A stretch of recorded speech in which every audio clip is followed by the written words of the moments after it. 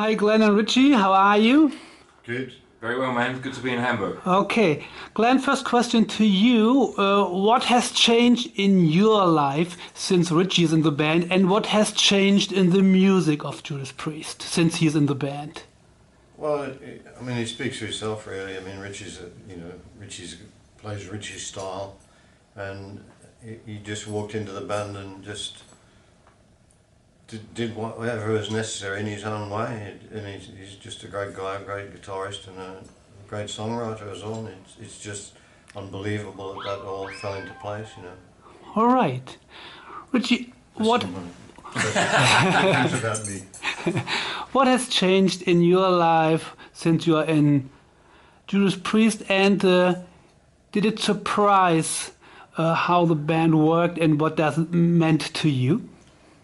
Well, it always, you always have an idea of what your favourite bands are like on the inside, Some bands you might imagine to be one way and other bands another. I always thought Priest was like a family of brothers, and it's kind of exceeded all those expectations, It's a family unit, it's a creative unit, and everyone gets along and asks for opinions. It's not like some bands you can imagine maybe as a dictatorship, one guy or two guys calling the shots. It's a band, in the way that a band should be. So it exceeded all my expectations, and as far as anything changing, I mean, my whole world changed. I'm basically homeless. We're always doing something and moving around, but and it seems to be going just from strength to strength. So it's good fun.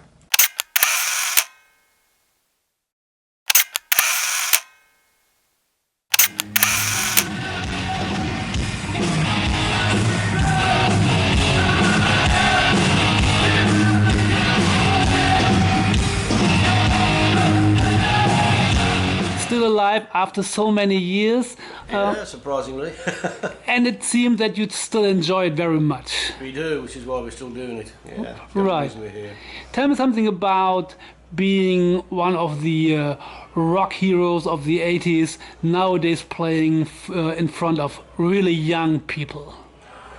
It's great news, isn't it? I mean, not just for Priest in particular, but for metal in general, that the music's being passed down, probably by parents bringing their kids to the shows, and it's good news, It seems to me that the rebellious streak that musically that my generation had, we didn't want to know anything to do with whatever our parents were into at the time, anything different.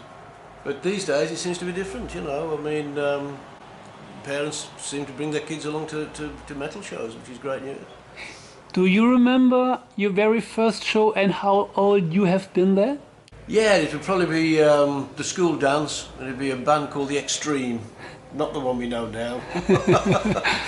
Yeah, a long time ago, we're talking mid-60s, 63, 64, something like that, when I was old enough to go to the dance.